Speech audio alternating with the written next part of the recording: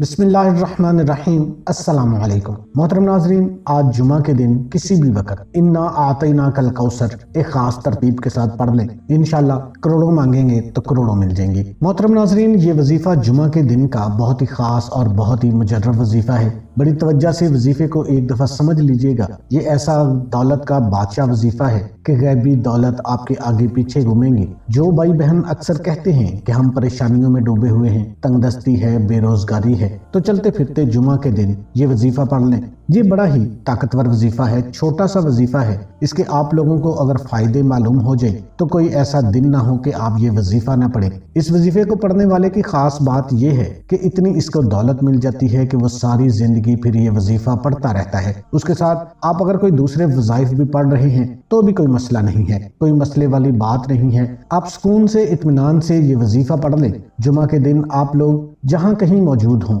گھر میں ہوں، دفتر میں ہوں، جس جگہ موجود ہوں، آپ یہ وظیفہ پڑھ سکتے ہیں۔ جو میرے بہن بھائی باہر رہتے ہیں وہ بھی یہ لازمی وظیفہ پڑھیں۔ اس کے آپ کو فائدے ہی فائدے ہیں، نقصان کوئی نہیں ہوگا۔ عمل کو اچھی طرح سمجھ لیں، اچھی طرح اس وظیفے کو سمجھ لیں، تاکہ جب آپ لوگ وظیفہ کرنے لگو تو آپ کو پریشانی نہ ہو۔ تو آپ نے کسی بھی وقت اس عمل کو کر لینا ہے، پاک صاف ہو جانا ہے، اور ایک مرتبہ اعوذ باللہ من الشیطان الرجیم لازمی پڑھ لیں، اور اس کے فوراً بعد ایک مرتبہ بسم اللہ الرحمن الرحیم لازمی پڑھ لیں۔ سب سے پہلے آپ نے درود پاک پڑھ لینا ہے۔ آپ درود ابراہیمی پڑھ سکتے ہیں، یا چھوٹے سے چھوٹا درود صلی اللہ علیہ وسلم پڑھ سکتے ہیں، یا صلی اللہ علی محمد پڑھ سکتے ہیں۔ کوئی سا بھی درود پاک جو آپ کو یاد ہو وہ آپ پڑھ سکتے ہیں، اس میں کوئی پابندی والی بات نہیں ہے۔ آپ نے کم از کم 11 مرتبہ درود پاک کو پڑھ لینا ہے، اور درود پاک پڑھنے کے بعد آپ نے کون سا وظیفہ کیسے پڑھنا ہے اس کی ترتیب کو آپ اچھے طریقے سے سمجھ لیجئے گا۔ اب ایک سیکنڈ کے لیے بھی آپ نے ویڈیو کو سکپ نہیں کرنا، ورنہ آپ کو فائدہ نہیں ہوگا۔ اسی ترتیب کے ساتھ کرنا ہے، اور اتنی تعداد میں ہی آپ نے پڑھنا ہے جتنی تعداد میں آپ کو بتاؤں گا۔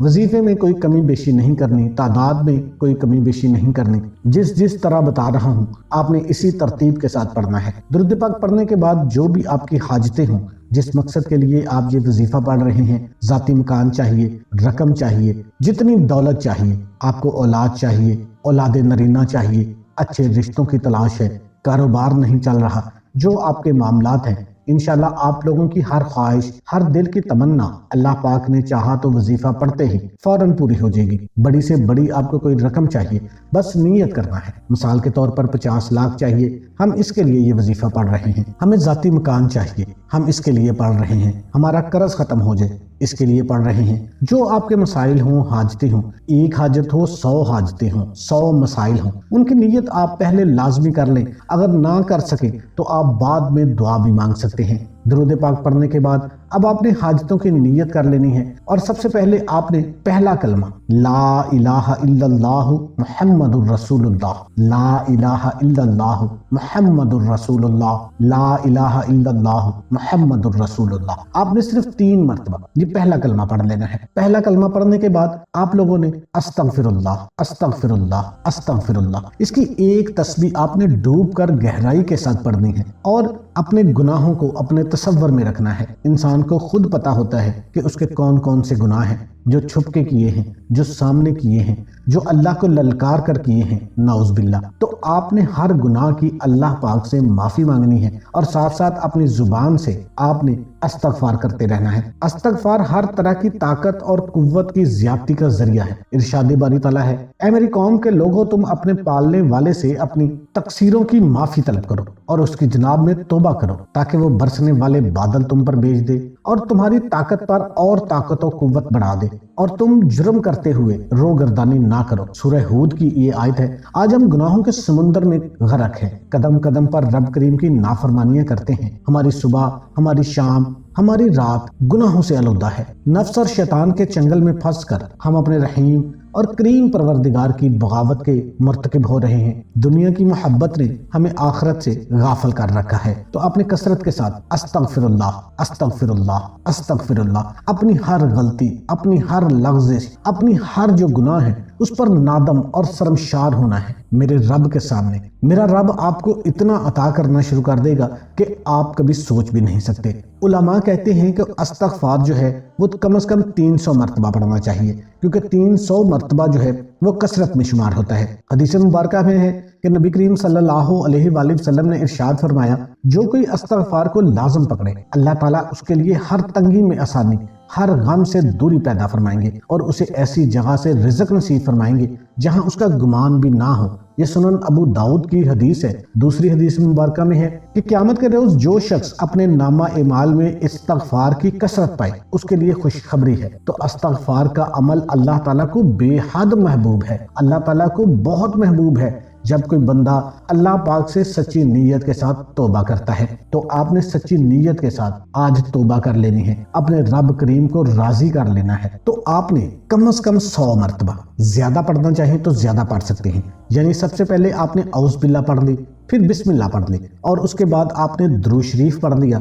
दुरूद शरीफ पढ़ने के बाद आपने सिर्फ 3 मरतबा पहला कलमा ला इलाहा इल्लल्लाहु मुहम्मदुर रसूलुल्लाह और उसके बाद आपने कम से कम 100 मरतबा आपने इस्तगफार पढ़ लेना है। अगर ज्यादा पढ़ना चाहें तो ज्यादा पढ़ लें। अब तस्बीह के दानों पर पढ़ लें, हाथ की उंगलियों पर पढ़ लें, जुबानी पढ़ना चाहें तो जुबानी पढ़ लें, लेकिन जो कम से कम तादाद है वो 100 मरतबा है। इससे आपने कम नहीं पढ़ना, आप ज्यादा पढ़ सकते हैं। उसके बाद आपने 1 मरतबा कम से कम इस वजीफे के दौरान सूरह कौसर पढ़ लेनी है। इन्ना आतैना कल कौसर फसल्लि लिरब्बिका वनहर इन्न शानिअका हुवल अब्तर। सूरह कौसर पढ़ने के बाद आपने या अल्लाहु या रहमानु या रहीम इसको पढ़ लेना है 11 मरतबा। 11 मरतबा पढ़ने के बाद आपने दोबारा फिर दुरूद शरीफ पढ़ लेना है। आपने इसी तरतीब को मद्देनजर रखना है, अपनी तरफ से आगे पीछे नहीं करना। और उसके बाद आपने दुरूद शरीफ पढ़ लेना है। दुरूद शरीफ पढ़ने के बाद आपने दोबारा सूरह कौसर पढ़नी है, वो भी मैं आपको बताता हूँ कि कैसे पढ़नी है। दुरूद शरीफ पढ़ने के बाद आपने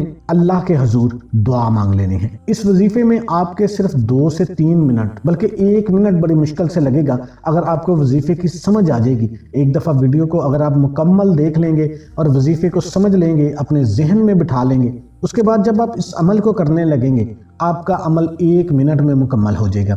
जुमे वाले दिन का ये खास वजीफा है। इस वजीफे को करने के बाद आपने अल्लाह पाक से गिड़गिड़ा कर दुआ मांग लेनी है। मैं भी अल्लाह पाक से दुआ करता हूँ कि ऐ अल्लाह तो हम सबको माफ कर दे, तो हमारी कमियां कोताहियां माफ कर दे। ऐ अल्लाह तो गैब से हमारी मदद फरमा दे।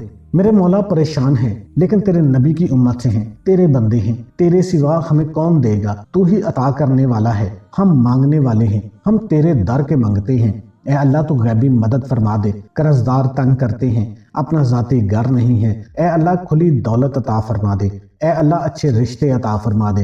ऐ अल्लाह बे औलाद हैं, औलाद अता फरमा दे। ऐ अल्लाह बेटों को तरस रहे हैं, बेटे अता फरमा दे। हमने ये जो दुआ मांगी है इस पे आपने आमीन जरूर कहना है। हो सकता है कि किसी की आमीन अल्लाह की बारगाह में कबूल हो जाए और हमें अता हो जाए। इस वजीफे को करने के बाद आपने सारा दिन चलते फिरते आपने कोशिश यही करनी है कि जब भी आप फ्री हो जाएं, सिर्फ जुमे वाले दिन का ये अमल है, आपने जब भी इस अमल को कर लिया उसके बाद आप काम भी करते रहें और सूरह कौसर को पढ़ते रहें। शाम मगरिब टाइम तक आपने कोशिश करनी है कि आप खुला हर वक्त सूरह कौसर का चलते फिरते विर्द करते रहें।